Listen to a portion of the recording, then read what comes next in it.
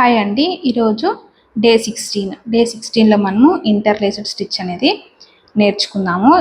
ముందుగా మనము 3 lines draw చేసుకుందాం కదా థ్రెడెడ్ స్టిచ్లో. సేమ్ అదే ప్రాసెస్ ఇక్కడ కూడా చేస్తామన్నమాట. నార్మల్గా రన్నింగ్ స్టిచ్ అనేది వేసుకునేసేయాలి. వేసుకున్న తర్వాత థ్రెడెడ్ స్టిచ్ వేసాం కదా, సేమ్ థ్రెడెడ్ స్టిచ్ ఈ ఇంటర్లేస్డ్ స్టిచ్లో కూడా మనము యూస్ చేస్తామన్నమాట. కాకపోతే థ్రెడెడ్ స్టిచ్లో మనము ఒక్క సైడే యూస్ చేసాం కదా, ఈ ఇంటర్లేస్డ్ స్టిచ్లో మాత్రం 3 కలర్స్ అనేది యూస్ చేస్తున్నాము. ఎందుకంటే మీకు క్లియర్గా కనిపించడానికి. ఫస్ట్ నేను రన్నింగ్ స్టిచ్కి వైట్ కలర్ యూస్ చేశాను కదా, థ్రెడెడ్ స్టిచ్కి రెడ్ కలర్ యూస్ చేశాను కదా. ఇప్పుడు ఇంటర్లేస్డ్ స్టిచ్ అంటే థర్డ్ స్టిచ్కి మనము బ్లూ కలర్ అనేది యూస్ చేస్తాం అన్నమాట. ఇప్పుడు ఇంకో కలర్ తీసుకునేసి బ్లూ కలర్, నేను ఇక్కడ బ్లూ కలర్ యూస్ చేస్తున్నాను.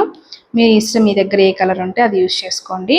చూడండి, ఇప్పుడు మనము ఇంటర్లేస్డ్ స్టిచ్లో పై స్టిచ్ అనేది స్టార్ట్ చేసాం కదా ఫస్ట్. ఇప్పుడు సెకండ్ వచ్చేసి కింద బ్లూ కలర్ అనేది స్టార్ట్ చేస్తాం అన్నమాట.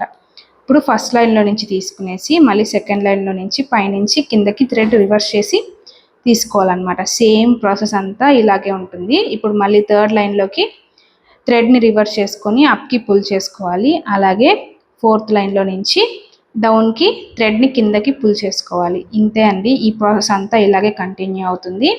ఈ ఇంటర్లేస్డ్ స్టిచెస్ అనేది మనకి బార్డర్స్కి కానీ, లేదంటే కుర్తీస్ ఉంటాయి కదా, కుర్తీస్కి మనము హ్యాండ్స్కి ఉంటాయి కదా, హ్యాండ్స్కి కానీ నెక్స్కి కానీ సింపుల్గా వేసుకోవచ్చు అనమాట ఈ ఇంటర్లేస్డ్ స్టిచ్ అనేది.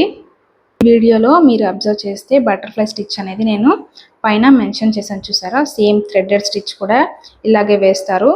మనము ఇంకొక థ్రెడ్ యూస్ చేసుకొని ఇంటర్లేస్డ్ స్టిచ్ కూడా ఆ బటర్ఫ్లై డిజైన్ అనేది మనం వేయచ్చు అనమాట. అంతే అండి ఈ video. Thank you for watching.